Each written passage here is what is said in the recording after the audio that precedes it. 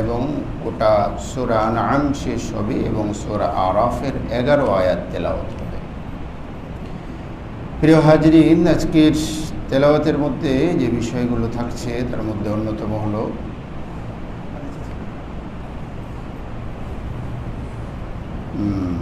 কসম বা শপথ করলে তার কাফারা কি দিতে হয়। 89 নম্বর আয়াতের মধ্যে এসেছে মদ, জুয়া, লটারি সহ এই জাতীয় বিষয়, জিনিস যা মানুষের সমাজের মধ্যে ফিতনা তৈরি করে এবং সমাজ নষ্ট হয়ে যায়। মদ, জুয়া এগুলোর কুফলের কথা বলা হয়েছে 91 নম্বর আয়াতে। হজের সময় হাজিরা এহরাম বাঁধার পর তাদের জন্য কি কি কাজ করা নিষিদ্ধ সেটার বর্ণনা এসেছে সূরা মায়েদার মধ্যে। সূরা মায়েদা কেন, এবং মায়েদার অর্থ দাঁড়ায় হলো খাঞ্চা ভর্তি খাবার। এই খাবারের রহস্য এসেছে 112 নম্বর আয়াত থেকে নিয়ে আরও 13-14 নম্বর আয়াতে। সূরা আনআম এর মধ্যেও বেশ অনেকগুলো বিষয় রয়েছে। সুখে দুঃখে মানুষের আল্লাহর পক্ষ থেকে পরীক্ষা এসেছে। আমরা যে সিরাতে মুস্তাকিমের কথা বলি, সিরাতে মুস্তাকিম, এই সিরাতে মুস্তাকিমের পরিচয় কি, সিরাতে মুস্তাকিমের ডিটেইলস বিবরণ এসেছে সূরা আনআমের মধ্যে। চলুন, তো বেশ কিছু জায়গা যেটা আমরা আলোচনা করতে পারবো এমন কিছু জায়গা থেকে আলোচনা করি। চলুন লাস্টের থেকে শুরু করি। বলেছিলাম সিরাতে মুস্তাকিম, সিরাতে মুস্তাকিমের জন্য আমরা আল্লাহর কাছে দোয়া করি, ঠিক না? সূরা ফাতিহা আমরা এমনিও পড়ি, প্রতি নামাজের মধ্যে প্রতি রাকাতে আমরা সূরা ফাতিহা পড়ি। এমন কোনো রাকাত নেই যে রাকাতে সূরা ফাতিহা পড়া হয় না, ফরজ হোক নফল হোক, তাই না? অন্য সূরা বা আয়াতগুলো ঘুরে ফিরে পড়ি, কিন্তু সূরা ফাতিহা কিন্তু নিজস্ব জায়গায় থাকে, সেটা পড়াই হয়, এটার বিকল্প নাই। তো সূরা ফাতিহার মধ্যে আমরা আল্লাহর কাছে দোয়া করি, কি বলি? ইহদিনাস সিরাতাল মুস্তাকিম, আল্লাহ আমাদেরকে সিরাতে মুস্তাকিমের উপরে পরিচালিত করুন। তো আমরা কি কাজ করলে, কোন কাজ করলে সিরাতে মুস্তাকিমের উপরে চলতে পারবো, তাই না? তো সিরাতে মুস্তাকিমের উপর আল্লাহ চালাবেন, ঠিক আছে, তো আমাদের কাজ তো করতে হবে, তাই না? এক লোক এক পীর সাহেবের কাছে গিয়ে বলে, হুজুর দোয়া করেন আল্লাহ যেন আমাকে একটা সুপুত্র দান করেন। তো পীর সাহেব দোয়া করে দিয়েছেন, আল্লাহ তাকে একটা সুপুত্র দান করো। 1 বছর পরে এসে বলছেন যে আপনি যে দোয়া করলেন সেটার তো কোনো ফলাফল দেখছি না। বলছি কেন?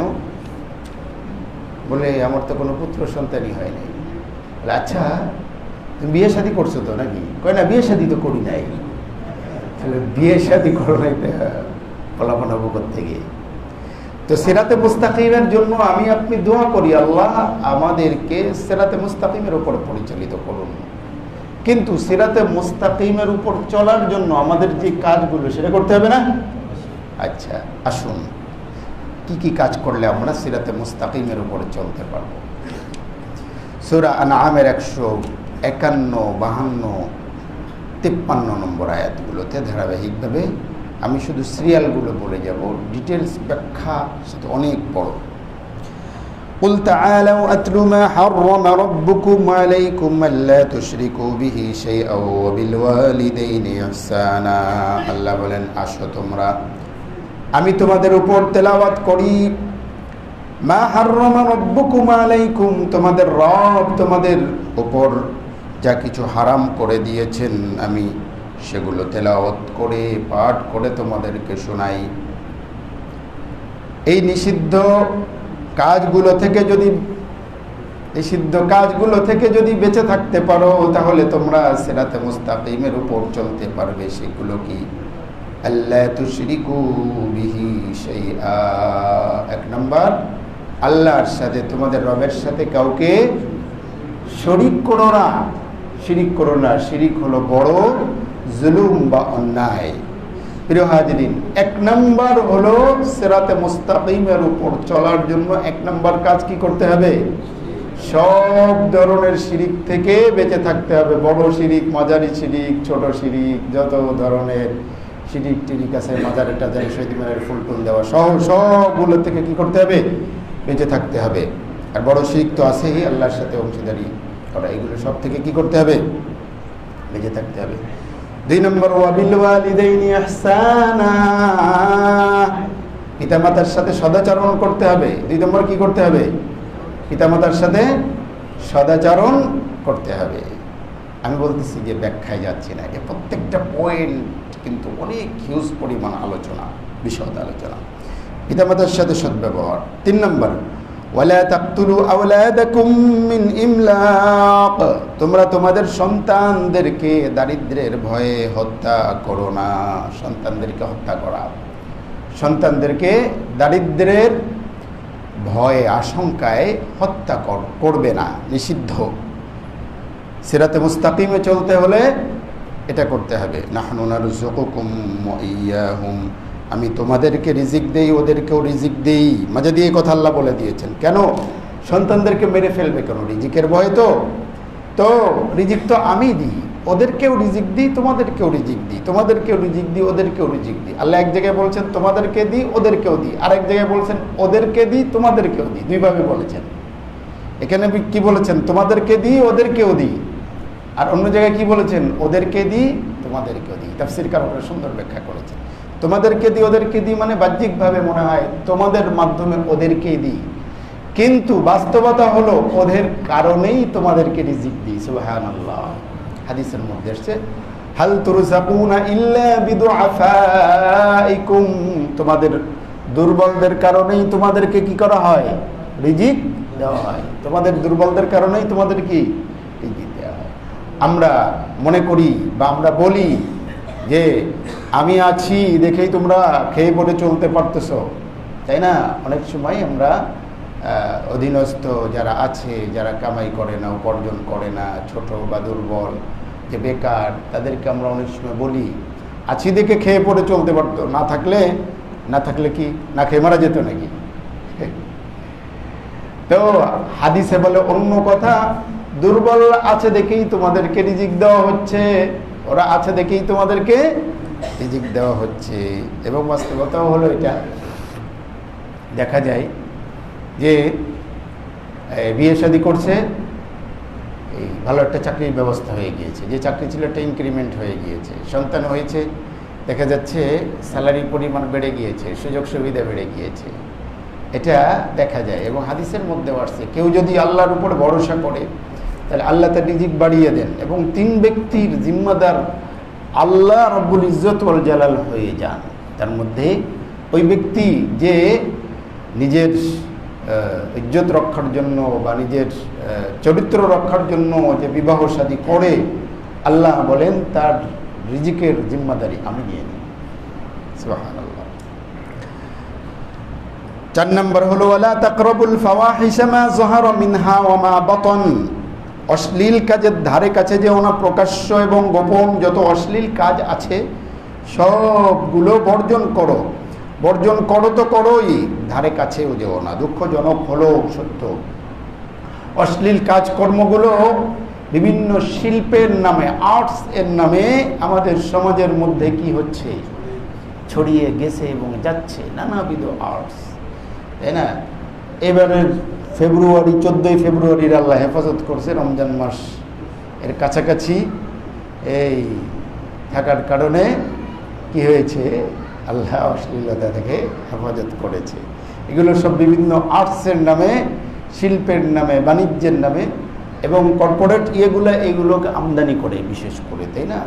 এতগুলো ফুল বিক্রি হবে, এত কার্ড বিক্রি হবে, এইগুলো নানাভাবে কি হয়? আমদানি হয় বাণিজ্যিকভাবে। মিডিয়া কাস্ট করে এগুলো, মিডিয়ার ব্যবসা, এই ব্যবসা, ওই ব্যবসা, তো শিল্পের নামে এগুলো আমদানি করা হয়। আল্লাহ বলেন প্রকাশ্য বা গোপনে যত ধরনের ফাহিশা আছে, অশ্লীল কাজ আছে, এগুলো থেকে বিরত থাকো। 5 নম্বর, ওয়ালা তাকতুলুন নাফসাল্লাতী হারামাল্লাহু ইল্লা বিল হক, কোনো মানুষ কোনো জীবনকে হত্যা করা থেকে বিরত থাকো।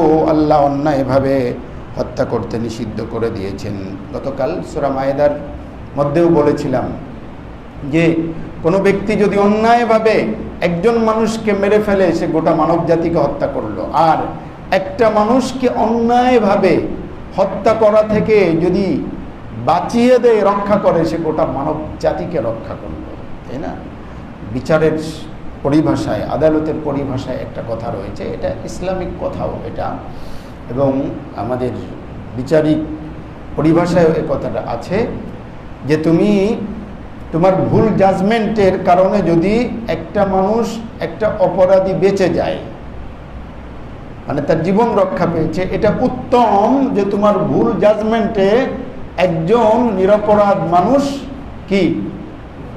নিরপরাধ মানুষ মানে দণ্ডের আওতায় পড়ে তার জীবন নাশ হয়ে যায়। বুঝাতে পারছি? মানে ভুলের কারণে একজন অপরাধী বেঁচে গেল মানে হলো তার জীবন বেঁচে গেল, এটা উত্তম। কোনটার তুলনায়? তোমার ভুল জাজমেন্টের কারণে যেন একজন নিরপরাধ মানুষ শাস্তির মধ্যে না পড়ে। এবং শরিয়াতের নীতিমালাও তাই বলে, আল হুদুদু তানদারিউ বিশুবহাত, হুদুদ, দণ্ড, এগুলো সংশয় বা সন্দেহ যদি এসে যায় তাহলে এই দণ্ডবিধি মওকুফ হয়ে যায়। কথা কিন্তু একই। ইসলামিক যে শরীয়ত ল আছে, উসুল আছে, এগুলো কিন্তু অনেক মানে শক্তিশালী। তার মানে ইসলামে যেই দণ্ডবিধিগুলো কার্যকর করার কথা হয়েছে, এগুলো সন্দেহাতীতভাবে প্রমাণিত হতে হবে। যেমন কেউ এসে করলো যে ওরে জিনা করতে দেখছি, এসে সাক্ষী দিল, সাথে সাথে যে ঠিক আছে, যেহেতু ও জিনা করছে ওরে পাথর মারল। জিনা সাব্যস্ত হওয়ার জন্য কঠিন শর্ত রয়েছে, এবং যদি সন্দেহাতীতভাবে প্রমাণ করতে না পারে তাহলে উল্টো তার কি উপরে অপবাদের শাস্তি রয়েছে। কাজেই কেউ কারো ব্যাপারে যেন হুটহাট করে কি কারো জানমালের উপরে ই না করে। প্রিয় হাজিরিন, তো আল্লাহ বলেছেন অন্যায়ভাবে কাউকে হত্যা করো না।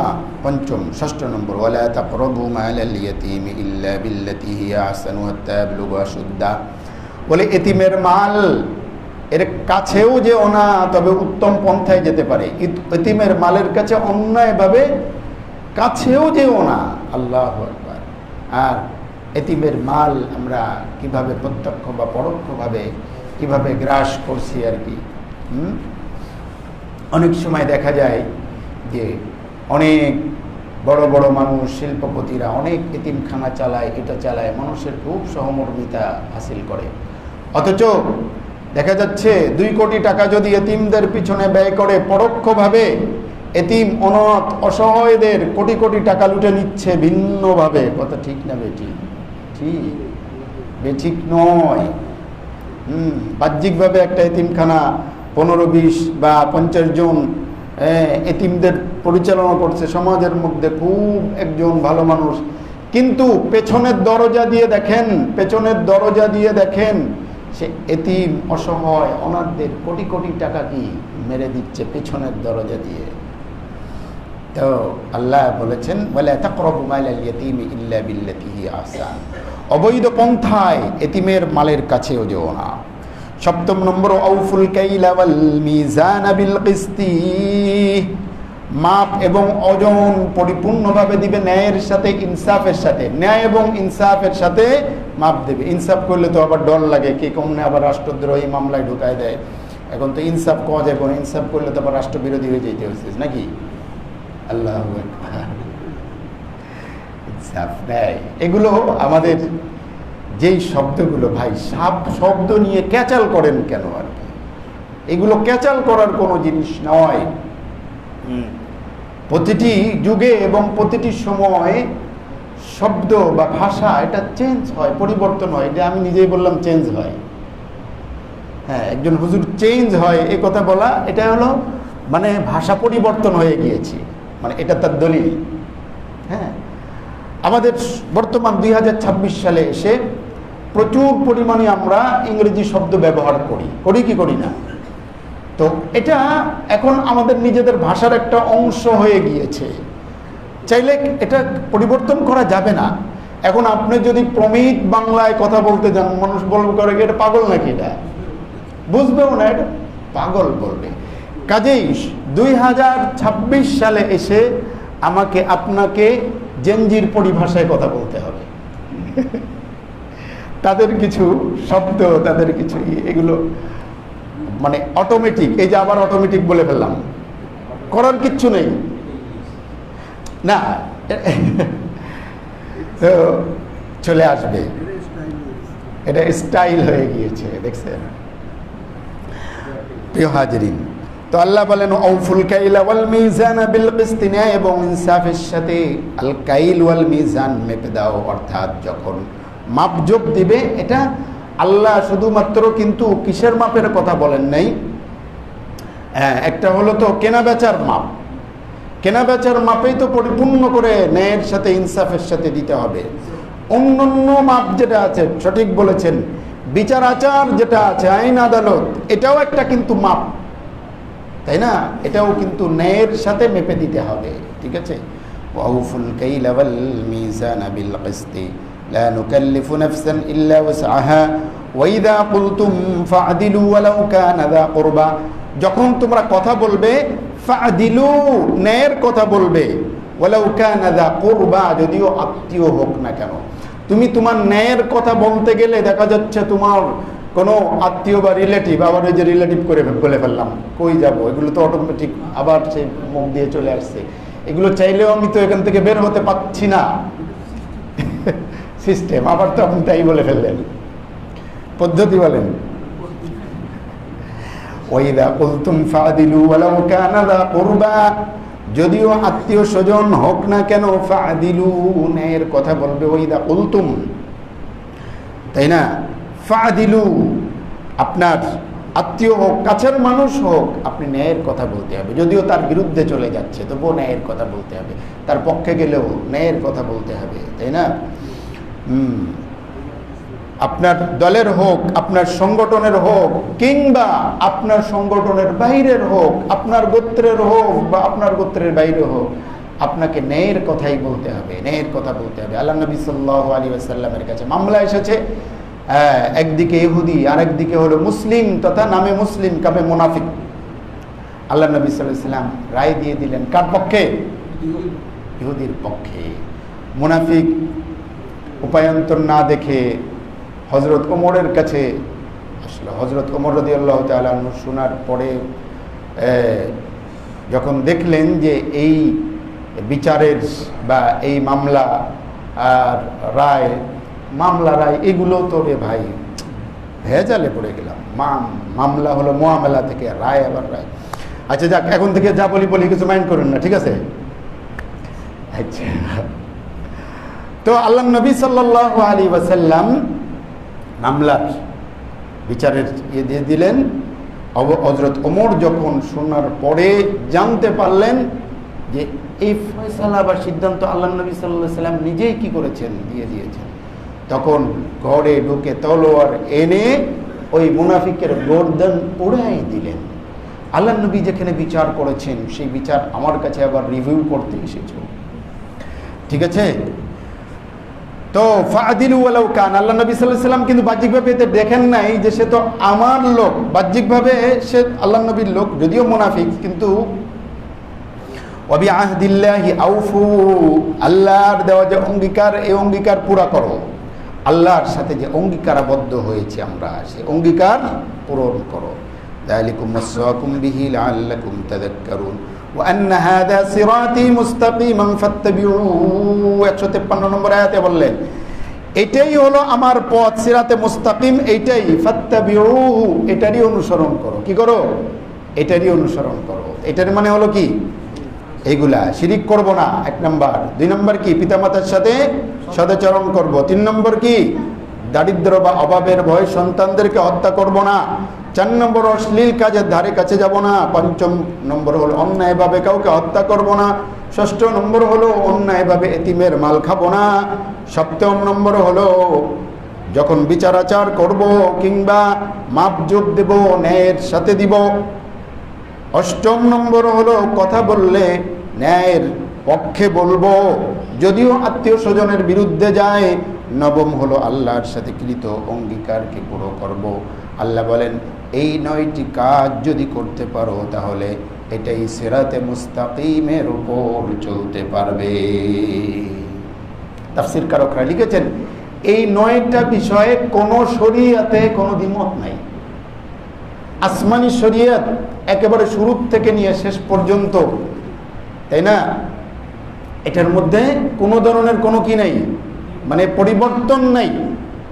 হ্যাঁ, বিভিন্ন শরীয়তে এটা ছিল ওটা ছিল, কোনো শরীয়তে 2 ওয়াক্ত নামাজ ছিল, কোনো শরীয়তে কি 3 ওয়াক্ত ছিল, বা কোনো শরীয়তে হয়তো আগে ছিল না। এই জন্য এখানে কিন্তু নামাজের কথা নেই, আছে নাকি? নামাজের কথা, রোজার কথা নেই, আছে নাকি? তাসবিহের কথা আছে নাকি? হ্যাঁ, হজের কথা আছে নাকি? নাই। তো এটাই হলো সিরাতে মুস্তাকিম, এটাই হলো কি সিরাতে মুস্তাকিম। বোঝা গেল অন্য ঘাটতিগুলো চাইলে পূরণ করা যাবে, কিন্তু এটাগুলো এমন বিষয় যেখানে কমতি হয়ে গেলে কিন্তু ধরা খাওয়ার সম্ভাবনা বেশি। হকুল্লাহর সাথে হকুল ইবাদ, বান্দার হক গুলো, অধিকাংশ বান্দার হক জড়িত। প্রিয় হাজি, হ্যাঁ, ফান্ডামেন্টাল কথা আর কি, আবার সে ফান্ডামেন্টাল নিয়ে আসছেন আর কি, মৌলিক বলেন।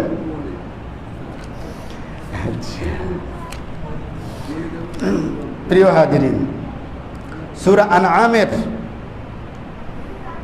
42, 43, 44 নম্বর আয়াত, এইগুলোর মধ্যে আল্লাহর পক্ষ থেকে মানুষের জন্য যে পরীক্ষাগুলো রয়েছে, আল্লাহ বলেন আপনার পূর্বে অনেক জাতি আমি পাঠিয়েছি, তাদেরকে আমি বিপদ আপদ দিয়ে, রোগ ব্যাধি দিয়ে পাকড়াও করেছি। এখান থেকে এই কয়েকটি আয়াতের মধ্যে মানুষের জন্য আল্লাহর পক্ষ থেকে যে পরীক্ষাগুলো আসে, এই মূলত এই পরীক্ষাগুলো 2 ধরনের পরীক্ষা।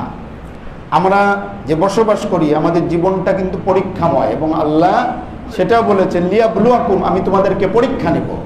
তো মানুষের পরীক্ষা হয় 2 ধরনের পরীক্ষা। কয় ধরনের পরীক্ষা? 2 ধরনের পরীক্ষা। প্রথম পরীক্ষাটা আসে হলো রোগ শোক বিপদ আপদ দিয়ে।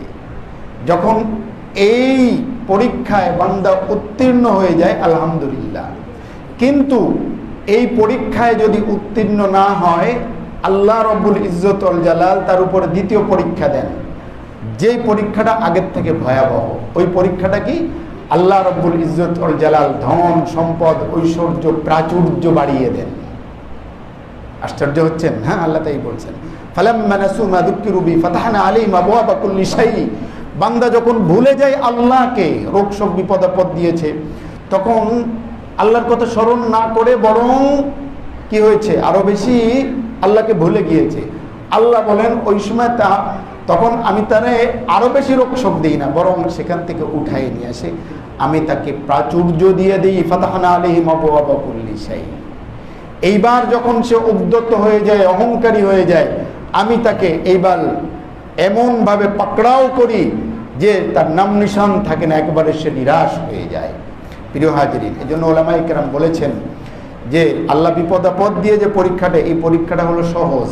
আল্লাহ অর্থ, ক্ষমতা, জনবল, লোকবল, অর্থ, বিত্ত, এগুলো দিয়ে পরীক্ষা নেওয়ার তুলনায়। এই জন্য আল্লাহ নবী সাল্লাল্লাহু আলাইহি ওয়াসাল্লাম একদিকে দোয়া করেছেন, আল্লাহ আল্লাহ আমাকে এমন আর্থিক অনটন দিয়েন না যে অনটনের কারণে আমি আপনাকে ভুলে যাই। আল্লাহ আপনি আমাকে এমন সম্পদ, এমন শক্তি দিয়েন না যে শক্তি এবং সম্পদের কারণে আমি অহংকারী হয়ে যাই। এই জন্য খায়রুল উমুরি আওসাতুহা, একটা প্রবাদ রয়েছে, খায়রুল উমুরি আওসাতুহা মানে মধ্যমপন্থী ভালো আর কি, আমরা মিডল ক্লাস বলি। হ্যাঁ, মধ্যমপন্থীটা হলো কি ভালো, মানে দুনিয়ার জীবনে আর কি, ঠিক আছে। এই জন্য আল্লাহ যেন আমাদেরকে দুনিয়ার সব ধরনের